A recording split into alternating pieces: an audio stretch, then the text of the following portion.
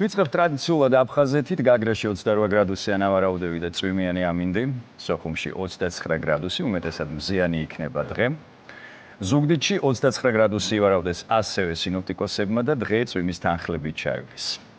საინტერესოა რა ხდება მესტიაში, აქ 23 გრადუსია ნავარაუდები, ფოთში იწვიმებს და 27 გრადუსამდე დათბება ჰაერის ტემპერატურა, ბათუმშიც წვიმს, აქაც 27 გრადუსია მოსალოდნელი.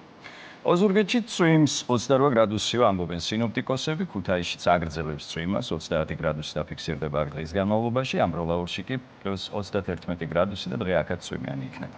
29 გრადუსამდე დათბება ჰაერის ტემპერატურა ახალციხეში, წვიმს ბორჯომშიც 26 გრადუსია აქ. მოსალოდნელი რა ხდება ბაკურიანში? ბაკურიანშიც წვიმაა და 25 გრადუსი, გორში 35 გრადუსამდე დათბება ჰაერი და რაც არ უნდა გასაკვირი იყოს წვიმს.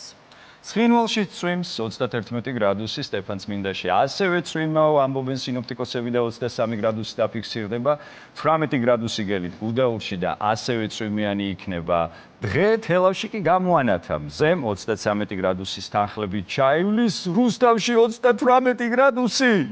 რა ხდება თბილისში? თბილისშიც არ გვაქვს ნაკლები 36 გრადუსი, დღეს პაპანაკებაა, შეიძლება ასე ითქვას, მზე კაშკაშებს სტილიდან, ეს არის პირდაპირ კადრი ჩვენი სატელევიზიო ანძიდან, ასე გამოიყურება ამ წუთებში ჩვენი დედაქალაქი თბილისი. თბილისში. პრინციპში ივლისის ბოლო ორ კვირაში არის ხოლმე ტემპერატურის ყველაზე მაქსიმალური პიკი. და მე მგონი დადგა ეს დღეები, ბოლო კვირაშიც, უფრო სწორად წინა კვირაშიც 36 გრადუსამდე ადიოდა.